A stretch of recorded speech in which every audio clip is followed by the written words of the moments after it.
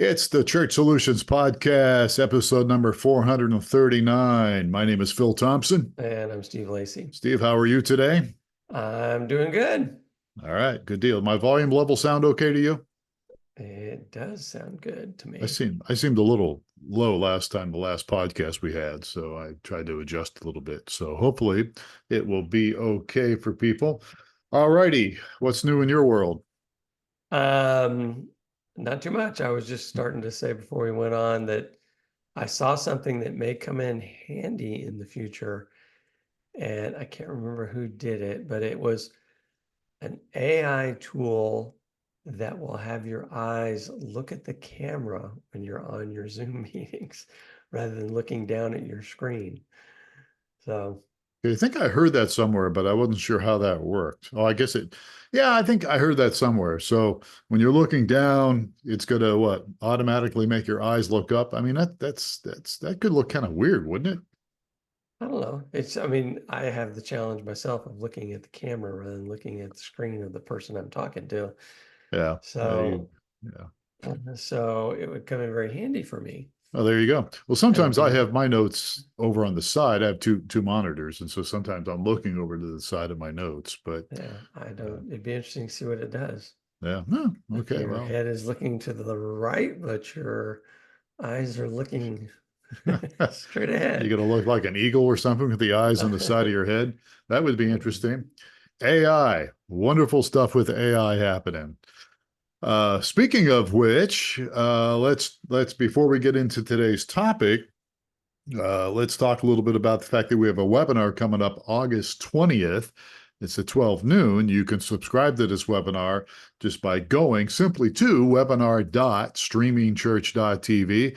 The webinar is called The Seven Deadly Sins. What's that called? Oh, the 7-day sermon. The 7-day sermon. Okay.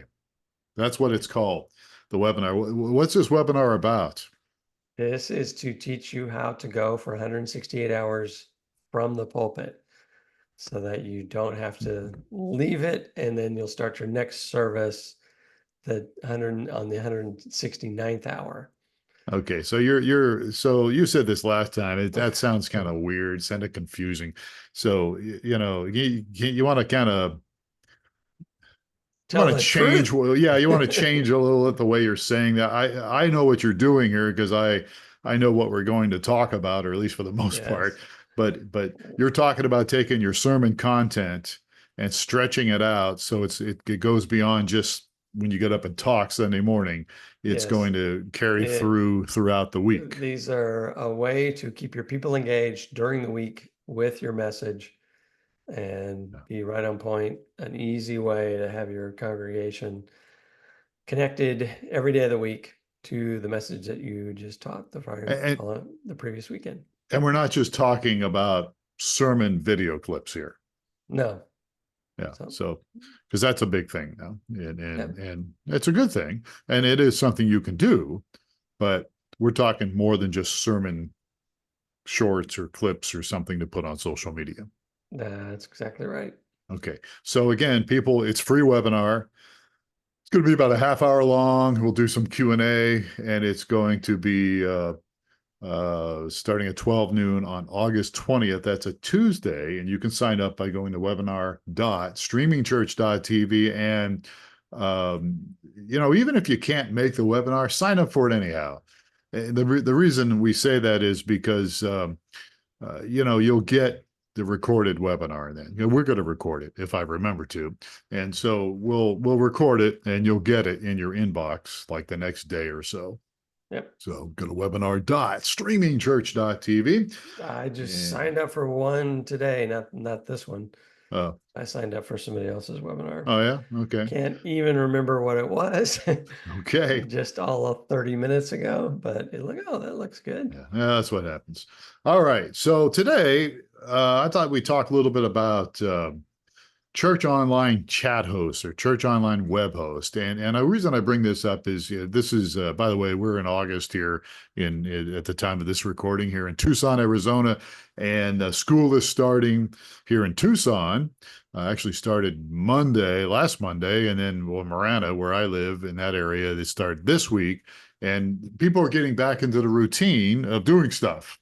And one of those routines is, going to church and maybe scheduling things and church online, those kind of things. And so one of the things I constantly run into with people is, we have chat on our website. So if you're with our company, streamingchurch.tv, we actually provide video, but we also provide as an option, a video chat. So it's not just there's a video platform, but there's also chat, so people can chat while they're watching the video, and we always highly recommend a chat host. Speaking of AI, I know we also have AI involved in that, but a web host or a chat host is really important, and so there's some things here. I think there's a misunderstanding of the roles of the chat host. Do you follow what I'm saying? And then there's Um, also there you don't? Okay, well, I let me know. try to explain that. All right, so we're off to a good start again. So the I think sometimes people don't understand what their roles are as a web host. And I think that even if you took some time to explain it, you might even get some more people interested in it, because it's not just sit there and say, hello, hello, welcome, welcome. There's more to it than that. You get what I'm saying? Oh yeah, yeah. Right. There's actually training on effective web host training. So There is. there's skills that are needed to be fostered with it. There's skills, Um, and there's just some enlightenment that needs to happen too. People need to understand, okay, what is it really that's all involved here, and what can I do to make the experience better for somebody? yeah, exactly. All right. So shall we talk about that? Sure. I was just getting into some of the stats for our ministries, and because we keep a bunch of stats on a bunch of different things. And one of the key ones is web hosts, and we have just about 30% of our ministries have at least enrolled the role of web hosts in that. And again, if with our platform, you have the option of doing video only, and then obviously there is no chat if you just have video only. Right. So, but 30% of our ministries do have enrolled the role of a web host, and actually almost 5% have turned on the AI web host. So interesting. Yeah. So, and that's probably indicative of other ministries and stuff and such. Yeah, I Yeah. don't know, maybe a little lower. I I think think that, if people really understood the value of a chat host, a web chat host, video, online host, online pastor, or whatever you want to call it, I think if more churches understood the value of it and what it can lead to, more people would be involved in it. yeah. And again, I mentioned I was going to go dwell upon the fivefold digital ministry areas, and that have to do with what it, defining your audience, Yeah. creating a strategy, coming up with content that is going to that's going to fit those two things, and then putting a team together, which web host is a part of it, and I guess content can be part of that as well, and then equipment of things that you're going to need to feel in that. So To make that happen. Yeah. yeah, so there's a role for the web host, especially depending on what your intended audience is and what your strategy is. Yeah. So Over. one of the go Go ahead. ahead. Well, I was just going to say overall, there's some overall things to think about. I mean, the person that's overseeing the chat, they need to be somebody that will help create a warm, inclusive environment for everybody that comes on. Yeah. That's part of their job. And They that ties into the audience you want to try to reach as well. So that typically for a lot of churches, they want to bring new people to the church through their online presence. And so having a web host that's there that is welcoming and can answer questions will just enrich that experience for yeah. somebody that's brand new, And we're especially using.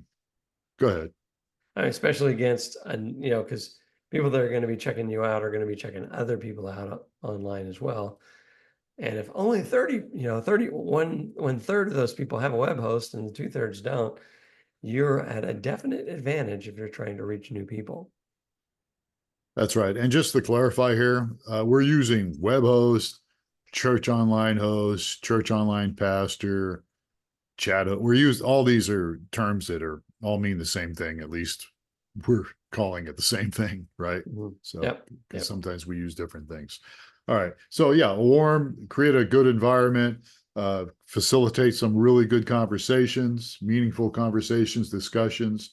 Recognizing people when they come in, greeting people, encouraging people to have respectful dialogue. That never seemed to be quite the problem until it seems like the last few years that some people have said.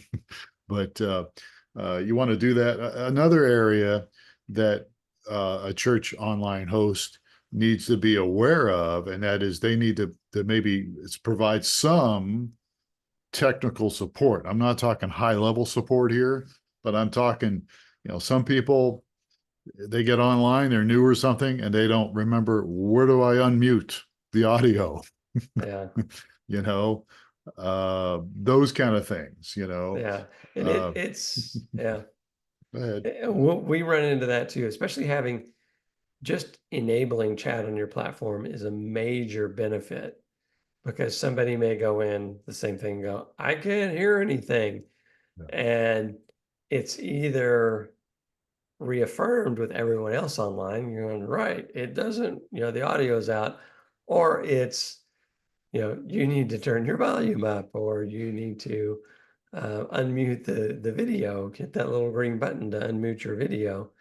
And that's where both those participating online as well as the web hosts. I mean, web host is going to be the most cordial and probably the most helpful in those arenas because they have experience. Yeah. Um, Yeah. Helping people, especially people that aren't used to that or new to it, or if you're like me, you get up there in years and you forget. Oh, wait, where was that again? So anyhow, yeah. So I think that those kind of things, low level technical support is what I'm calling it. Just helping people navigate a little bit. On our platform, if you're a church that uses us, we have other things on the platform besides chat. We have, you see who's online. There's prayer requests, private prayer requests, those kind of things. There's places where you could, as an admin for your church or whatever, you could put in links, images for the blog, the pastor's blog, or giving online, those kind of things. Lots of different options for what we have. And so if you're a chat host, a web host, whatever we want to call it, it's good to bring those things up and help people understand what those things are for. We have maps, we have Bible in there, there's a tab for Bible. So it's really good for that church online host to point those things out, to remind people that they're there. Uh, you know, Offerings are an important part. Remind people they can give online. All that stuff is something that you can do as a church online host. yeah. And getting into, I mean, there's, I mentioned earlier that there's training for the hosts, and I'm going off of memory, but some of the key skills are to be able to get people to participate. So it's a way that it's actually a personal skill on how to create and post open-ended questions that get other people Yes. involved, and it draws out the draws people into the message and what's going on. So Right. I heard a good example recently that where there was, you run into new people, and the most common question is, so what do you do for a living? And somebody may say, well, I'm a doctor, and the natural response is, well, where do you practice? And those are very kind of dry um, questions. Whereas if they were recommending, say, if someone says, I'm a doctor, you go, what inspired you to become a doctor? Why are you a doc? Why did you decide to become a doctor? Which is going to lead to a completely different level of conversation. It's going to be a much more personal, a much more emotional, passion driven, it's going to get it, and then as people answer those questions, you'll realize what's the passions are behind people. So the web host needs to have that same skill as they interact with people. So it needs to be, I mean, you're going to ask the normal questions of, where are you coming from? Or, glad to see you or whatever. But a skilled web host is going to be able to ask kind of open-ended, emotions-based questions that will get people drawn into the service even more. Yeah. More than just some, I don't know if I want to say shallow questions, but Yeah, a yeah. little bit deeper questions. Yeah, or just emotions-based questions, Yeah. why did you decide to do that versus, where's your office? And, Yeah. that sort of thing, more of the try to get at people's passions as well. Yeah. So That's excellent. yeah, so that's a skill that you want to foster with your web host. The other one is you want to do some training regarding the sensitive things that may come up, or the touchy areas that may come up, What or touchy areas would those be?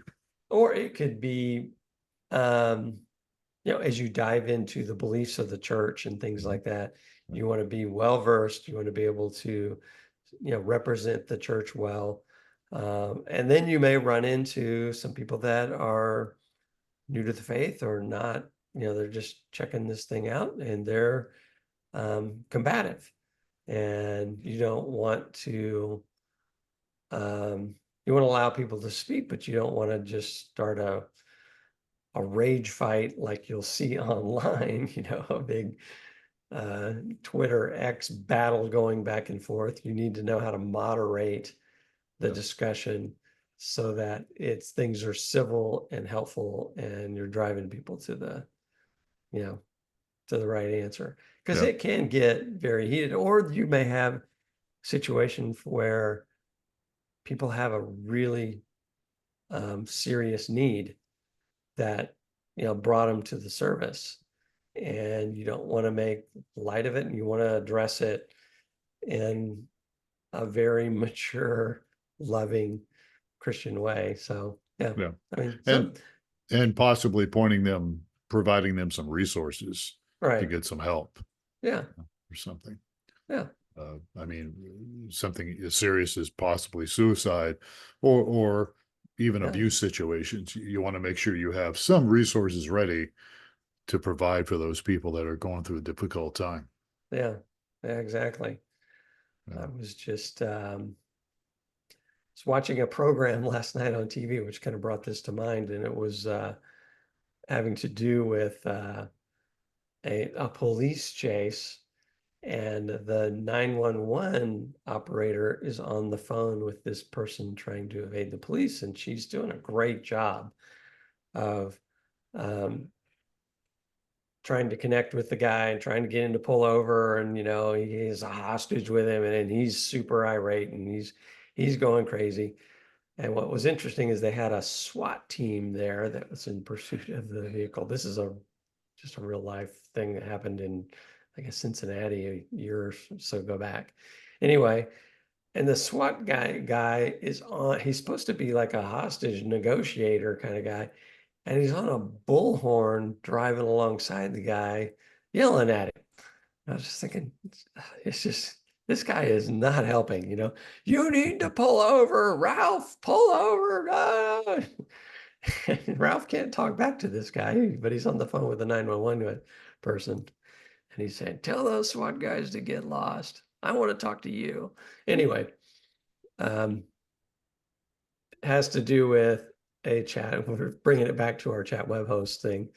It's a skill that that they need to have if there's some serious things come up, like you said, or have adequate training for where do I point people for resources, or who do I pull into this to help me out while the chat's going on with some, maybe it's someone contemplating suicide. So yeah. Did I ever tell you I was involved in a SWAT team negotiation years ago? No, were you the guy? Were you the SWAT, the negotiator guy? I turned into that. So I'm from Youngstown, Ohio originally, and I was back here in Tucson. This is uh, probably 1987, 1988, because uh, I was married to somebody else at the time, and we were here in Tucson, but her family was in Youngstown, and her brother had emotional issues, mental issues, and he had barricaded himself in this big old house in downtown Youngstown, Ohio, not a very good area of town. And so we were going into actually I was going with the sheriff's department to have him uh, taken away and put into a facility that could help him. And he we went in there like it was a late afternoon, early evening. We went to the house and he wouldn't come out. He had barricaded himself in the house, and so.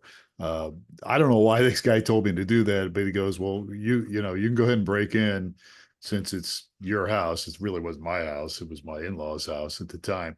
And I said, "Okay, but cover me because this my wife at the time said this guy's got a gun." She said she had seen him, and he had a really big gun, a big revolver, and also was a German Shepherd in there. And so I was trying to pry the door open, and the cops kind of behind me watching through the window a little bit, and all of a sudden the this guy comes out of his bedroom. You could see it, and he comes out and flashing the gun. So we jumped off the porch and behind the bushes, and the sheriff's department guy turns to me and goes, "Your wife was right. That's a big gun." It was a 357 Magnum. And so the next day he goes, let's not do this. Let's come the next day when we have sunlight and we'll try to talk him out. Well, Youngstown, Ohio back then did not have a SWAT team. Amazingly enough, they didn't. Youngstown's very big for the mob, and you'd think that they would have had something like that, but they didn't.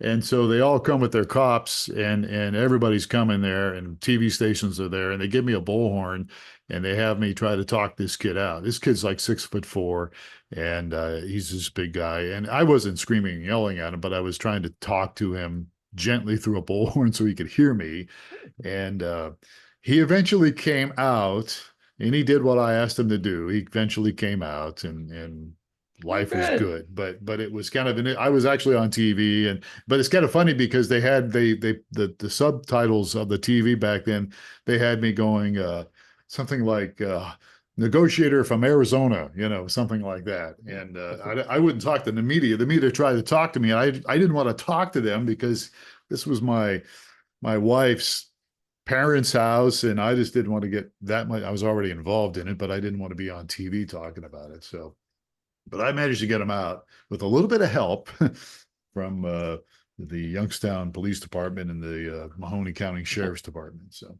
yeah. Now that we got The off that, many skills of a web host, huh? yeah. Well, I was pastoring at the time, as well. Mhm. So they thought, oh yeah, you'll be a good guy.